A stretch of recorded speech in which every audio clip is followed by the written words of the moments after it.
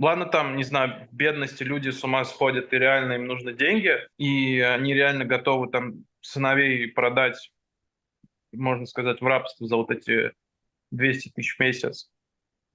А тут даже дело не в деньгах, у меня родители не бедствуют.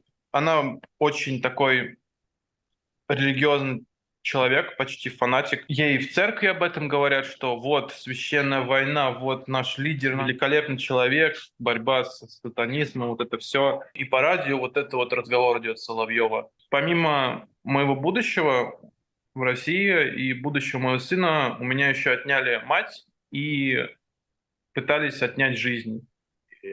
А взамен мне ничего не дают, не дали в России. Если так подумать, моя мать ни в чем не виновата, просто промыли ей голову. Бесконечной, ежедневной пропаганды везде. Просто, не знаю, может быть, у них на заводе уже 10 минут ненависти вот эти есть. Безусловно, пропаганда виновата.